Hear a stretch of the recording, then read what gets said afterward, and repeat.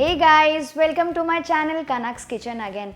Today I'm gonna show you a very tasty cake which I'll be preparing with some Parle biscuit without any kind of oven or pressure cooker, that is biscuit cake or Parle G cake. This cake can be easily prepared at home with only a few ingredients you already have in your house, and this recipe is requested by a viewer named Vanshika Gupta. And guys, I've also got a community tab on my channel where I post updates about my personal life, about my upcoming videos and some innovative recipes. Do check it out, I'm sure you'll like it. You can check it out from your YouTube mobile app on my channel page. So come quickly, I'll show you how to prepare these naan katais which will melt in your mouth.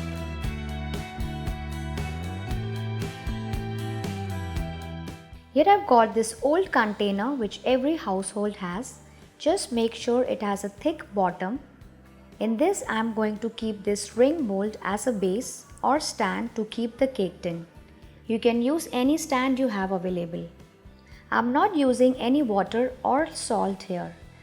Cover it with a tight lid and keep aside. We are going to preheat this on high flame just for 5 minutes before putting the cake into it. Next, here I have got this round tin which I have lined with the butter paper. And then I am going to slightly grease it with some oil all over. This will help in easy demolding. Keep this aside as well. Next, here I am using 2 packets of Parle G Biscuits and 1 packet of Hide Seek Biscuits. If you want, you can make this cake only with Parle G Biscuits also, but in that case you will have to use 4 packets of Parle G Biscuits. I am going to slightly crush this with the help of my hands in the blender. Do this in batches and completely make a powder out of it. You can see this is how it looks. Do this with all of them and transfer the biscuits powder into the large mixing bowl. So my second batch is also ready. I am going to transfer the biscuits powder into this mixing bowl. To this, I am going to add in the powdered sugar. Next goes in the milk powder, some cocoa powder. Here I am adding some cocoa powder. This will give extra chocolatey flavor to the cake, but it is optional. Mix everything well. Now this basic powder is ready.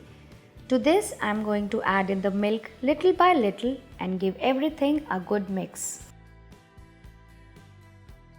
Keep mixing everything, breaking the lumps if any to form a smooth and thick pouring consistency batter. You can see how this looks. Next to this goes in the oil and again mix well. Keep mixing until it's completely mixed with the mixture and there is no oil floating on top. Next goes in some vanilla and again mix. You can add any mixed nuts of your choice here in the batter if you wish to. Lastly, add in the baking powder and the baking soda and again mix well. Mix it but do not over mix it. So this basic cake batter is ready. Transfer this onto a cake tin and then tap it a bit to release all the air bubbles if any. Next, I am going to sprinkle some mixed dried nuts on top all over. If you want, you can also add some choco chips if you like. This is ready to go into the container which I have already preheated for 5 minutes while preparing the batter. Place it nicely and cover it with a lid.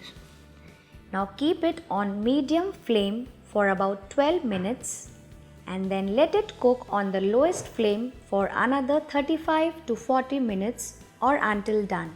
Today I am using this container, but if you want you can also make this in a cooker or oven.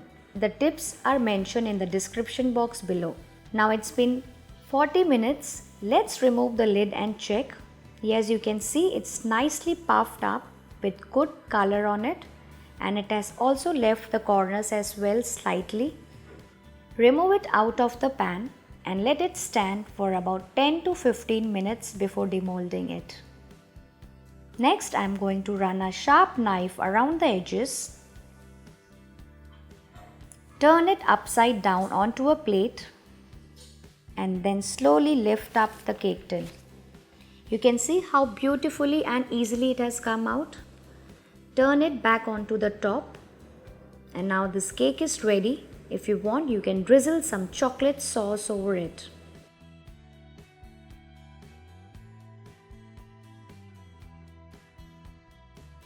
I'll cut and show you how it looks from inside. You can see how soft and spongy this cake has come out. I'm telling you, this cake is a must-try recipe for all those who have children in the house. Do try this, like and share this video, and also subscribe to the channel. And I would like to thank my lovely sister-in-law Samya Nathani for teaching me this lovely cake. Loads of hugs and kisses to you.